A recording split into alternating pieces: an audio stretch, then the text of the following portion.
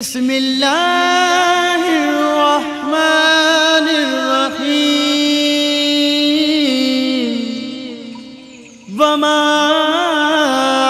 أرسلناك إلا رحمة للعالمين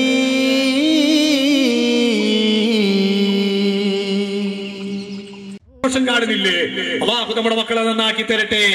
നമ്മിൽ എത്ര പേരുടെ ഉപ്പമാരുടെ മക്കൾക്ക് അതുപോലെ ഈ പ്രസ്ഥാനത്തിന് വേണ്ടി ഓടാൻ, ഈ ആദർശത്തിന് വേണ്ടി ഓടാൻ നമ്മിൽ എത്ര പേരുടെ മക്കൾ തയ്യാറാകുന്നുണ്ട്? അടുത്തറിയുക SYS-നെ, അടുത്തറിയുക SSF-നെ. എല്ലാ എതിർപ്പുകളും മാറ്റിവെച്ച് ഏതോ രാഷ്ട്രീയമായിക്കോട്ടെ, രാഷ്ട്രീയം വ്യക്തി സ്വാതന്ത്ര്യമാണ്. ആരുടെയും വ്യക്തി സ്വാതന്ത്ര്യത്തെ നാം ചോദ്യം ചെയ്യേണ്ടതില്ല. രാഷ്ട്രീയം അത് ദുനിയാവിന് വേണ്ടിയുള്ളതാണ്. ആശയം എന്ന് പറയുന്നത് നമ്മുടെ ആഖിറത്തിനും ദുനിയാവിനും വേണ്ടിയുള്ളതാണ്. ആ ആദർശത്തിന് വേണ്ടി നിലനിൽക്കുന്ന ഈ സംഘടനയെ മാറി നിന്ന് തെറ്റിദ്ധരിക്കുന്നതിന് പകരം അടുത്ത് വന്നിരുന്ന് പഠിച്ച് സഹകരിച്ച ഈ സംഘടനയുടെ പ്രവർത്തനത്തിലേക്ക് ഇവിടെയുള്ള കൊച്ചുമക്കളെ നിങ്ങൾ സന്തോഷത്തോടെ നിങ്ങൾ വിട്ടുകൊടുക്കണം. എന്റെ കരളിന്റെ കഷ്ടങ്ങളായ ചെറുപ്പക്കാരെ, ആത്മാഭിമാനത്തോടെ ഈ സംഘടനയിലേക്ക് കടന്നു വരാൻ നിങ്ങൾക്ക് താല്പര്യം വേണം. ആരും നിങ്ങളെ തള്ളി മാറ്റാനില്ല, നിങ്ങൾ ആക്ഷേപിക്കാനില്ല, നമുക്കാരോടും പിന്നിപ്പിന് പോകാനില്ല, നമുക്കാരോടും പ്രത്യേക വിജയത്വം കാണിക്കാനുമില്ല. SYS-ന്റെ മെമ്പർഷിപ്പ് വിതരണത്തിന്റെ കാലയളവിൽ കൊടുത്ത നിർദ്ദേശം തന്നെ രാഷ്ട്രീയത്തിന്റെ നിറം നോക്കാതെ ആദർശത്തെയും സംഘടനയുടെ നയത്തെയും അംഗീകരിക്കുന്ന മുഴുവൻ ആളുകളും SYS-ന്റെ മെമ്പർമാരാകണമെന്നതാണ് സംഘടനയുടെ തീരുമാനം തന്നെ. രാഷ്ട്രീയം നമ്മുടെ SYS-നെ സംബന്ധിച്ചിടത്തോളം മെമ്പർഷിപ്പിന്റെ മാനദണ്ഡമല്ല, ആദർശമാണ് മാനദണ്ഡം. അതുകൊണ്ട് തന്നെ ഒരുപാട് വ്യത്യസ്ത രാഷ്ട്രീയ സിദ്ധാന്തങ്ങൾ അംഗീകരിക്കുന്നവർ എന്റെ ശബ്ദം കേൾക്കുന്ന മുസ്ലിമീങ്ങളുടെ കൂട്ടത്തിലുണ്ടാകും. ഒരുപക്ഷെ കോൺഗ്രസിനെ അംഗീകരിക്കുന്നവരുണ്ടാകും, ഒരുപക്ഷെ CPM-നെ അംഗീകരിക്കുന്നവരുണ്ടാകും, ഇന്ത്യൻ യൂണിയൻ മുസ്ലിം ലീഗിനെ അംഗീകരിക്കുന്നവരുണ്ടാകും, ഇന്ത്യൻ നാഷണൽ ലീഗിനെ അംഗീകരിക്കുന്നവരുണ്ടാകും. നിങ്ങളുടെ സ്വാതന്ത്ര്യമാണ്, അത് രാഷ്ട്രീയത്തിന്റെ വഴിയെ നീങ്ങട്ടെ. നിങ്ങൾ സുന്നികളാണോ, ഈ ആദർശ പ്രസ്ഥാനത്തോട് നിങ്ങൾ സഹകരിക്കണം. തെറ്റിദ്ധാരണകൾ മാറ്റിവെച്ച് ഈ പ്രസ്ഥാനത്തിന്റെ ശക്തമായ ആദർശ പുനരുദ്ധാരണ പ്രവർത്തനത്തിന്റെ പടയോട്ട വേദിയിൽ നിങ്ങൾക്ക് പങ്കുചേരാൻ കഴിയുമോ? എങ്കിൽ നമുക്ക് ആഖിറത്തിൽ ബദരീങ്ങളോട് ഒന്നിച്ച് സന്തോഷിക്കാം, നമുക്ക് ആഖിറത്തിൽ ഉഹദീങ്ങളോട് ഒന്നിച്ച് സന്തോഷിക്കാം, നമുക്ക് ആ വിശാലമായ ആഖിറത്തിൽ ആ മഹാരഥന്മാരുടെ വിരലിൽ പിടിച്ചെങ്കിലും നമുക്ക് സ്വർഗത്തിൽ പോകാം. അല്ലാഹു ആ ഭാഗ്യം കൊണ്ട് നമ്മെ അനുഗ്രഹിക്കുമാറാകട്ടെ. ആ ഭാഗ്യശാലികളിൽ അല്ലാഹു നമ്മെ ഉൾപ്പെടുത്തട്ടെ. അൽഹംദുലില്ലാഹ്, എല്ലാം മറന്നുകൊണ്ട് പ്രിയപ്പെട്ട നാട്ടുകാരെ നടത്തുന്ന ഈ സംഗമം സന്തോഷമുണ്ട് കാണാൻ. മുഴുവൻ ആളുകൾക്കും അല്ലാഹു പരിപൂർണമായ കാവൽ നൽകി അനുഗ്രഹിക്കുമാറാകട്ടെ. ബിറഹ്മതിക യാ അർഹമർ റഹീമീൻ. സഹോദരന്മാരെ, സുഹൃത്തുക്കളെ, ഞാൻ പറഞ്ഞു വന്നത്, എത്ര പ്രകീർത്തിച്ചാലും ആരെത്ര മധുഹ് പറഞ്ഞാലും ഒരു എഴുത്തുകാരനെ കൊണ്ട് എഴുതി തീർക്കാൻ കഴിയാത്ത, ഒരു പാട്ടുകാരനെ കൊണ്ട് പാടി തീർക്കാൻ കഴിയാത്ത, ഒരു പ്രസംഗകന് പറഞ്ഞു തീർക്കാൻ കഴിയാത്ത അത്രയും ഒരു വലിയ ആദരവിന്റെയും ബഹുമാനത്തിന്റെയും നിറകുടമാണ് സയ്യിദുനാ മുഹമ്മദുർ റസൂലുള്ളാഹി. ആ ഹബീബായ അവിടത്തെ പേര് പറഞ്ഞപ്പോ നിങ്ങളെല്ലാവരും സ്വലാത്ത് ചൊല്ലിയല്ലോ. എന്നാൽ നമ്മൾ മൗനം ദീക്ഷിച്ചു പോകുന്നൊരവസ്ഥയാണ് നിലനിൽക്കുന്നതെങ്കിൽ വരും തലമുറ ആ മുഹമ്മദ് നബിയെ പറ്റി മുഹമ്മദ് നബി എന്ന് പറയുന്ന ഒരവസ്ഥ ഇല്ലാതാകാൻ പോവുകയാണ് കേട്ടോ. ഇവിടുത്തെ വിദ്യാർത്ഥികാരിൽ അല്ലാഹുവിന്റെ ഹബീബിനെ ആ രീതിയിലാണ് ഇവിടെ തരം താഴ്ത്തിക്കൊണ്ടിരിക്കുന്നതും. ഞാൻ പറഞ്ഞല്ലോ, ഒന്നാമതായി മുഹമ്മദ് നബി സല്ലല്ലാഹു അലൈഹി വസല്ലം ഇൻസാനുൻ കാമിലാണ്, കമാലിയത്തിന്റെ നിർവ്വടമാണ്, ഒരു പരിപൂർണ വ്യക്തിത്വത്തിന്റെ ഉടമയാണ്.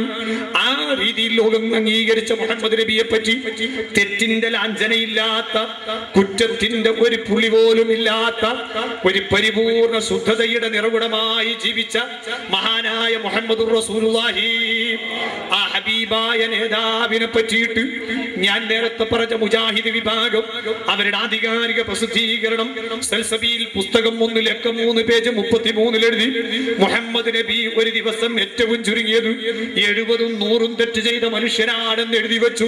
ജമാഅത്തെ ഇസ്ലാമിയുടെ സ്ഥാപക നേതാവ് അബുൽ അലാ മൗദൂദി തന്റെ ജുമുഅ ഖുതുബ എന്ന് പറയുന്ന പുസ്തകം അതിന്റെ മലയാള വിവർത്തനം IPH പ്രസിദ്ധീകരിച്ചിട്ടുണ്ട്. അതിന്റെ 18ാമത്തെ പേജിൽ അല്ലാഹുവിന്റെ ഹബീബിനെ പറ്റി എഴുതി മുഹമ്മദ് നബിയുടെ പ്രവർത്തനം ദീനിൽ തെളിവായി അംഗീകരിക്കാൻ പറ്റില്ല.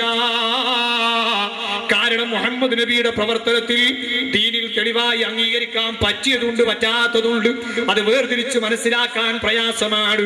അതുകൊണ്ട് മുഹമ്മദ് നബി ഒരു പരിപൂർണനല്ല എന്ന് വരുത്തി തീർക്കുന്ന ആശയം ജമാഅത്തെ ഇസ്ലാമിക്കാരൻ എഴുതി വെച്ചു. അതേ തബ്ലീഗ് ജമാഅത്തുണ്ടല്ലോ, നമ്മേക്കാളും വലിയ താടിയും തലപ്പാവും തൊപ്പിയും തസ്ബീമാലൊക്കെ ഉണ്ട്. പക്ഷേ പറഞ്ഞിട്ട് കാര്യമില്ല. 5ാം നൂറ്റാണ്ടിന്റെ മുജദ്ദിദ് മഹാനായ ഇമാം അബൂ ഹാമിദ് അൽ ഗസാലി റളിയല്ലാഹു അൻഹു പഠിപ്പിക്കുന്നു, ഒരു മനുഷ്യൻ അവൻ 5 നേരം നിസ്കരിക്കുമ്പോ അത്തഹിയ്യാത്ത് ഓതൽ നിർബന്ധമാണല്ലോ. ആ അത്തഹിയ്യാത്ത് ഓതുന്ന സമയത്ത് സലാമു അലൈക അയ്യുഹൽ നബിയു എന്ന് പറയുന്ന സമയത്ത് ഇമാം ഗസാലി റളിയല്ലാഹു അൻഹു പഠിപ്പിക്കുന്ന നിർദ്ദേശം, അതേ അവിടെ നിന്റെ സലാം മുഹമ്മദ് നബി കേൾക്കുന്നുണ്ട്, മുഹമ്മദ് നബി നിന്റെ സലാം മടക്കുന്നുണ്ട് എന്ന നിയ്യത്തോടു കൂടെ തന്നെ നീ സലാം പറയണമെന്ന് ഇമാം ഗസാലി റളിയല്ലാഹു തആല അൻഹു പഠിപ്പിക്കുമ്പോ തബ്ലീഗ് ജമാഅത്തുകാരുടെ നേതാവ് എഴുതി വെച്ചു, അവിടെ റസൂലുള്ളാഹിനെ ഓർക്കുന്നത് നാൽക്കാലികളെ ഓർക്കുന്നതിന് സമമാണ്. ഇങ്ങനെ മുഹമ്മദ് നബി സല്ലല്ലാഹു അലൈഹി വസല്ലമ തങ്ങളെ കുറ്റക്കാരനാക്കി എഴുതി, തെറ്റുകാരനാക്കി എഴുതി, പരിപൂർണനല്ലെന്ന് എഴുതി പ്രവാചകനെ ഓർക്കുന്നത് നിന്നെയാക്കി കാണിച്ചു. എന്നിട്ട് ഇപ്പൊ അവസാനം എവിടെ എത്തിയെന്നറിയോ? അന്നൊക്കെ സുന്നത്ത് ജമാഅത്തിന്റെ ആലിമീങ്ങള് ഇത് തുറന്നു പറയുന്ന സമയത്ത് പല ആളുകളും തെറ്റിദ്ധരിച്ചു പോയി. ഇതെന്തോ ഈ മൗലവിമാർക്ക് ഇവരെങ്ങനെ കുറ്റം പറയൊരു നേർച്ചയാണ്, ഇവരിങ്ങനെ ഇതിന്റെ പേരിൽ ഭിന്നിപ്പുണ്ടാക്കാൻ ശ്രമിക്കുന്നവരാണെന്നൊക്കെ ചില ആളുകളൊക്കെ തെറ്റിദ്ധരിച്ചു പോയിട്ടുണ്ട്.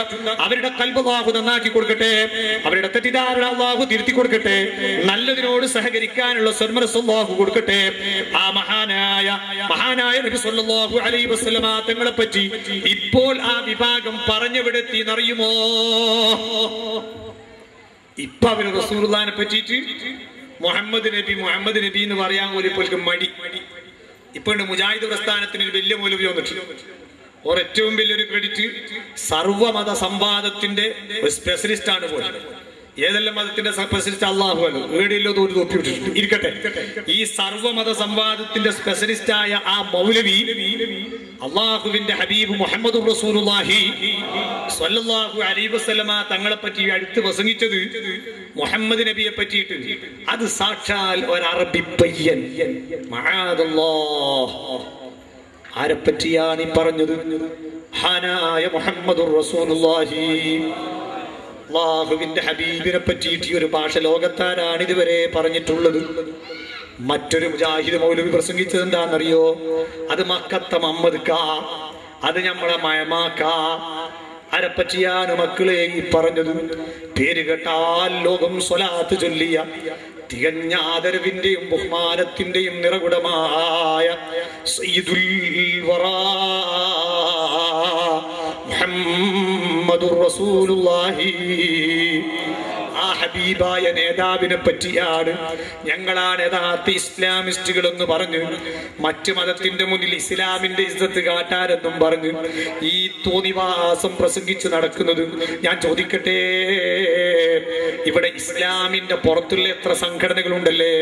കമ്മ്യൂണിസ്റ്റ് മാർക്സിസ്റ്റ് പ്രസ്ഥാനമുണ്ടല്ലോ, അതേ മറ്റൊരുപാട്, അതുപോലെ തന്നെ ഭാരതീയ ജനതാ പാർട്ടി ഉണ്ടല്ലോ, RSS ഉണ്ടല്ലോ, അതുപോലത്തെ ഒരുപാട് സംഘടനകൾ ഇവിടെ ഉണ്ടല്ലോ. ഇസ്ലാമിനെ അംഗീകരിക്കുന്നവരും എതിർക്കുന്നവരും പലരുമുണ്ടല്ലോ. ആ കൂട്ടത്തിൽ ഇവരിൽ ഒരാളെ നാവുകൊണ്ട് മുഹമ്മദ് നബിയെ പറ്റി ലോക ചരിത്രത്തിൽ അറബി പയ്യൻ എന്ന് പറഞ്ഞിട്ടില്ലല്ലോ. മക്കത്തെ മുഹമ്മദ് കാ എന്ന് റസൂലുള്ളാഹിനെ വിളിച്ച് അവഹേളിച്ചിട്ടില്ലല്ലോ. മഹമാക്ക എന്ന് വിളിച്ച് അപകീർത്തിപ്പെടുത്തിയിട്ടില്ലല്ലോ. നമ്മെ ആരും തിരിഞ്ഞു നോക്കാനില്ലാത്ത സമയത്ത് നമുക്ക് വേണ്ടി പൊട്ടിക്കറിയുന്ന നേതാവ് സയ്യിദുനാ മുഹമ്മദുർ റസൂലുള്ളാഹി. ആ ഹബീബായ നേതാവിനെ ഈ രീതിയിൽ അധിക്ഷേപിച്ചു, ഈ രീതിയിൽ അപമാനിച്ചു, ഈ രീതിയിൽ അപകീർത്തിപ്പെടുത്താൻ ഇവിടത്തെ മുജാഹിദുകാരൻ ശ്രമിക്കുമ്പോ, ഇവിടത്തെ ജമാഅത്തെ ഇസ്ലാമിക്കാരും പണിപെടുമ്പോ, തബ്ലീഗുകാരും ഇവിടെ പരക്കം പായുമ്പോ, എന്റെ കരളിന്റെ കഷ്ടങ്ങളായ ചെറുപ്പക്കാര്, നമുക്കിത് കേൾക്കാൻ ധൈര്യം കിട്ടുന്നുണ്ടോ? യജമാനായ റബ്ബേ, ഉദ്ധരിച്ചു പോയത് തന്നെ തെറ്റായി പോയെങ്കിൽ നീ ഞങ്ങൾക്ക് മാഫ് നൽകണം റഹ്മാനേ, നീ ഞങ്ങൾക്ക് മാഫ് നൽകണം റഹ്മാനേ. ആരെ പറ്റിയാണ് ഇത് പറഞ്ഞത്? സ്വഹാബത്ത് എല്ലാറ്റിനേക്കാൾ ഏറ്റെടുത്ത വർണ്ണക്കൊടി സിന്ദാബാദ്, സുന്നി പടയണി സിന്ദാബാദ്, ധാർമ്മിക വിപ്ലവം സിന്ദാബാദ്.